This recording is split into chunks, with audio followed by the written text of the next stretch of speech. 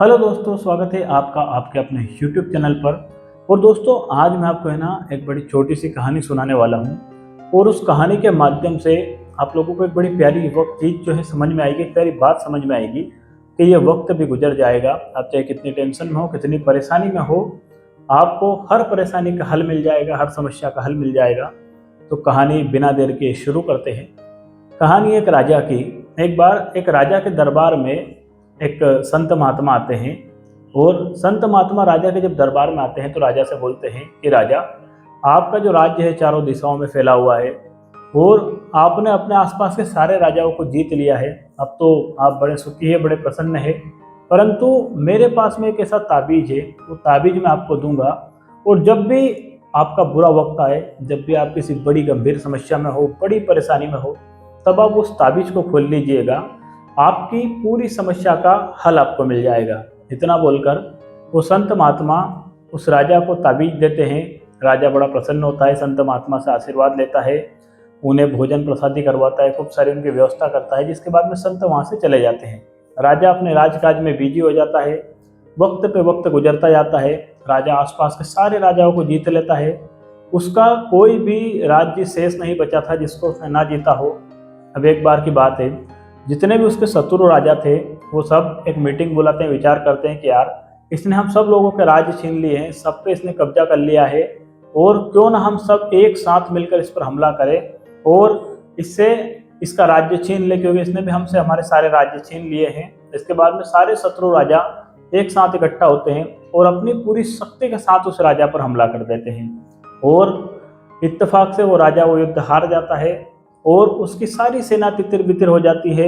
उसके मंत्री सारे तितर बितर हो जाते हैं, इधर उधर भाग जाते हैं। और राजा को भी अपनी जान बचाने के लिए जंगलों में भागना पड़ता है। और अब राजा अपनी जान बचाने के लिए जंगलों में आश्रय लेता है, कभी इस गुफा में, कभी इस गुफा में, कभी कहाँ, कभी कहाँ, कभी भेष बदल कर। इस तरह से राजा भटकता रहता है। और जो उसके शत्रु राजा थे उसे ढूंढते रहते हैं। उसको जो शत्रु राजा थे अपने खुफिया तंत्र के माध्यम से हमेशा उस राजा को ढूंढते रहते हैं। अब एक बार की बात है, वो राजा एक गुफा में छुपा हुआ था और तब उसको घोड़ों के टापों की आवाज़ सुनाई दी। और उसने विचार किया कि आज तो मैं फंस गया हूँ, जरूर ये शत्रु राजाओं की सेना है जो मुझे ढूंढने आई है और आज मैं पकड़ा जाऊंगा, और यदि मैं पकड़ा गया तो मेरी मौत निश्चित है। इस तरह से राजा विचार करता है। और जैसे जैसे घोड़ों की टाप उसको नजदीक आती सुनाई देती है, उसके मन में भय उत्पन्न होता जाता है। और अब वो बिल्कुल डर गया था, पूरे पसीने में लथपथ हो गया था। तब उसे याद आया कि एक बार मेरे राज्य में एक महात्मा जी आए थे, उन्होंने मुझे ताबीज दिया था।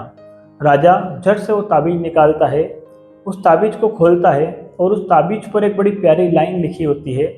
उस ताबीज में अंदर एक पर्ची रखी होती है, उस पर्ची में एक लाइन लिखी होती है, और वही लाइन इस कहानी का सार भी है।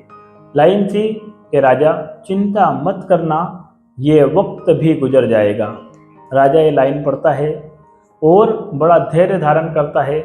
उसको असीम शांति प्राप्त होती है और विचार करता है कि हाँ, जब मेरा अच्छा वक्त नहीं टेका तो ये बुरा वक्त क्या टेकेगा, ये वक्त भी निकल जाएगा। और राजा बड़े शांति से वहाँ पर बैठा रहता है, थोड़ा सा धैर्य धारण करता है। और अब उसे महसूस होता है कि जो घोड़ों की टाप उसे नज़दीक आती सुनाई दे रही थी, अब वो वापस से दूर जाती हुई सुनाई दे रही है। धीरे धीरे धीरे घोड़ों की टापों की आवाज़ आना बंद हो जाती है। एक वक्त ऐसा आता है जब आवाज़ आना बिल्कुल बंद हो जाती है। राजा गुफा से बाहर आकर देखता है और वो अपने आप को सुरक्षित महसूस करता है। इसके बाद में वो जो अपनी सारी सेना जो तितर बितर हो गई थी, जो सारे मंत्री तितर बितर हो गए थे, सबको संदेशा भेजता है, सबको इकट्ठा करता है और सब में उत्साह भर करके बोलता है कि हमें वापस से हमारा राज्य हासिल करना है। इसके बाद में वो अपने पूरी शक्ति के साथ में शत्रुओं पर आक्रमण करता है और उसे विजय प्राप्त होती है। दोस्तों, कहानी बड़ी छोटी सी थी। कहानी का सार यही है कि आप आज जिस भी परिस्थिति में हो, वो परिस्थिति स्थायी तो नहीं है, वो परिस्थिति स्थायी नहीं रहने वाली है।